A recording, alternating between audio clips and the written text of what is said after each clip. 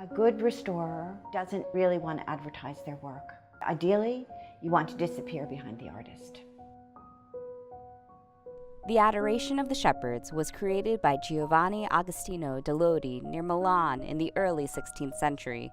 The painting depicts the shepherds coming to worship the baby Jesus on Christmas morning.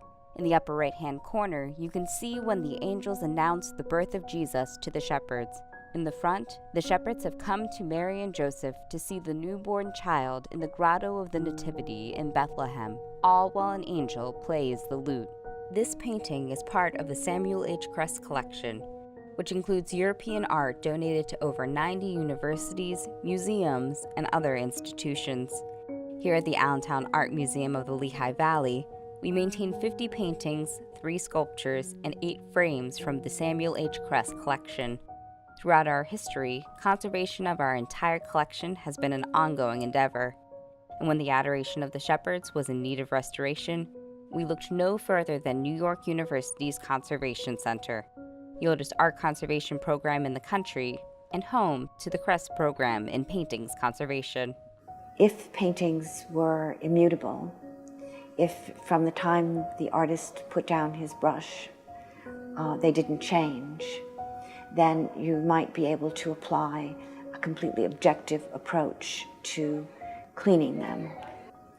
But because the materials that the artists used are not immutable, the relationships within the painting change over time. And this affects the formal values. It affects the way, the recession of space.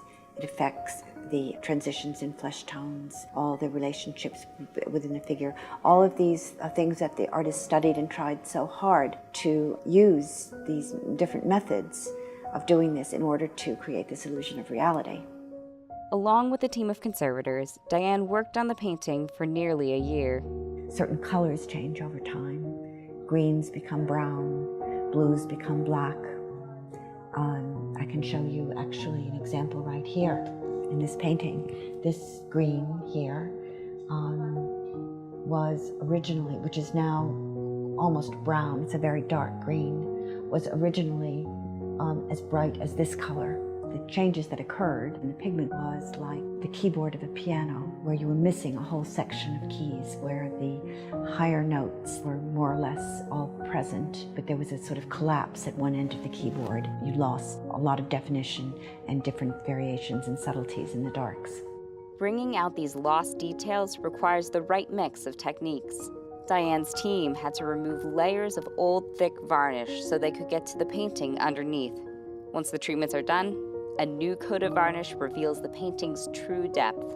As you can see from the surface of this picture, when the varnish is removed, the optics of the matrix of the oil, paint, and pigment change so that you can't see the details very well. So paintings have to be varnished. They have to be varnished when they were made. They have to be revarnished when varnishes are removed. Damaged areas from years of chipping paint are also retouched. It's not as simple as it sounds.